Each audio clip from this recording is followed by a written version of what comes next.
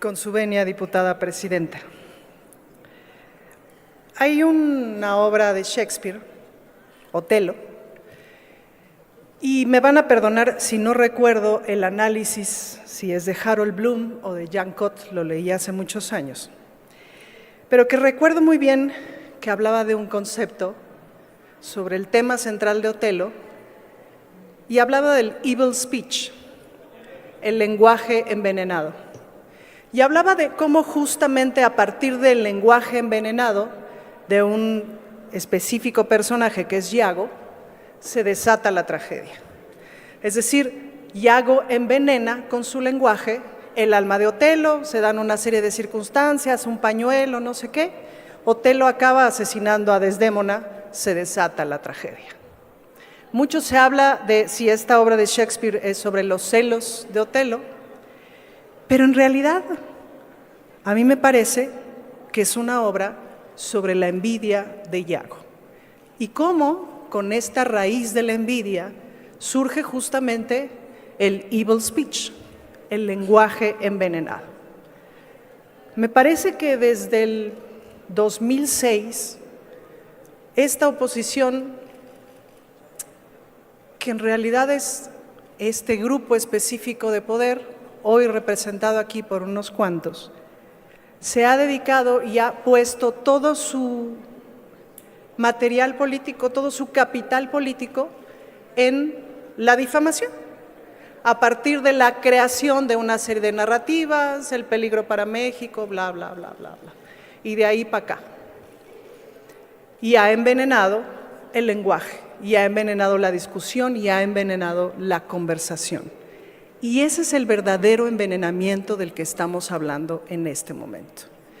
Les voy a confesar que a mí me dio mucho miedo la semana pasada de estar leyendo las noticias, el Twitter, etcétera, el asunto del agua y tal, sobre todo porque era muy fácil verificar la información, es decir, bastaba ir a la información, al Twitter del jefe de gobierno, a su TikTok, en fin, a cualquiera de sus redes sociales, escuchar el video de 3 minutos, 5 minutos, 10 minutos y entonces tener la información. Bastaba preguntar a los compañeros de Participación Ciudadana cómo se está atendiendo, te respondían muy sencillamente, se está atendiendo de esta manera, de esta manera, de esta manera, de esta manera.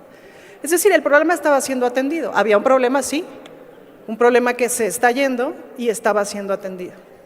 Pero a mí me dio mucho miedo que justamente este lenguaje envenenado fuera a generar no menos votos para nuestro movimiento, sino fuera a generar caos, porque el caos desata la tragedia, como en Otelo.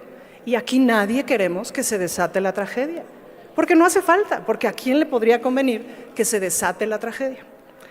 Afortunadamente la gente sabe, y lo hemos comprobado porque pues sabemos, es decir, todo nuestro movimiento está en la calle, hablando con la gente, preguntando, etcétera, etcétera, y la gente sabe. La gente ya no se come el lenguaje envenenado, por más que esté en todos los noticieros, por más que esté en las primeras planas, por más que esté en las redes sociales. La gente ya sabe y eso me dio mucha paz. Pero me da la oportunidad, sin duda, para reafirmar los dos proyectos de país de los que estamos hablando y me da además la oportunidad de colocar elementos, de sumar elementos a la conversación, para no ir al lenguaje del odio, al lenguaje envenenado, sino ir al lenguaje de la construcción, que siempre ha sido lo mío. La BJ, que le dicen BJ, pero en realidad es Benito Juárez, se ha comportado así en mi experiencia, es decir, la única evidencia que yo tengo sobre las respuestas de la Benito Juárez hacia todas las peticiones que les he mandado de diversas cosas, información, etcétera, es nada, niet, niente, ni una sola palabra, ni una sola respuesta, ni una sola atención, ni una sola nada. Esa ha sido la alcaldía Benito Juárez. Ya en el ejercicio de la legislatura, cuando una va analizando las diferentes dificultades de gobernar distintas alcaldías, se da una cuenta, y al revisar las entregas de cuentas, pues una puede observar que esta administración de la Benito Juárez, que ha venido siendo una larga administración de un mismo movimiento de juniors, en realidad se han dedicado a administrar la mediocridad, porque tienen una administración mediocre, de una alcaldía muy linda, de una alcaldía perfectamente bien comunicada, de una alcaldía privilegiada por muchas cosas desde antes. Pero su administración es mediocre, basta pararse en el Parque de los Venados o en el parque que ustedes gusten. Mediocre, privatizadora, criminal. Pero si una sigue analizando, pues los juniors se comportan así, no saben trabajar. Porque lo cierto es que no saben trabajar. No hemos visto a Taboada en las calles trabajando, tratando de ganarse el voto. Como que se cansa cada 3 días, qué sé yo. Lo cierto es que no está en la calle. Cuando una compara quién trabaja y quién no trabaja, pues los juniors truenan dedos. Los juniors creen que son geniales y que con sus solas ideas, ¡shazam!, mandan a los ejércitos y las cosas ocurren.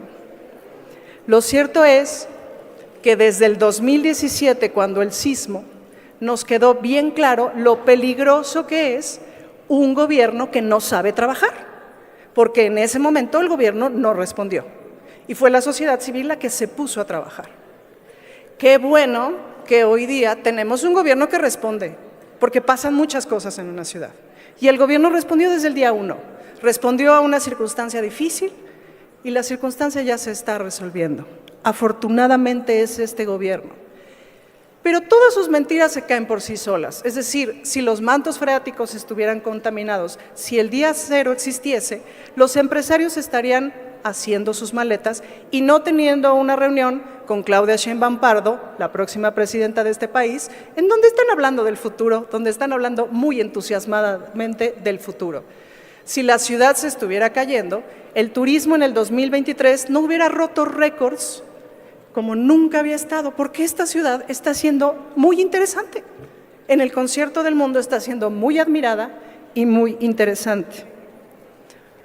Entonces, claro que preocupa a este grupo, porque además lo que estamos viendo, es decir, lo que las evidencias nos dicen es que es un gobierno que 15 días después dice, yo te ayudo, cuando 15 días se la pasó jode y jode y jode y jode a quien estaba ayudando, que es el gobierno de la ciudad.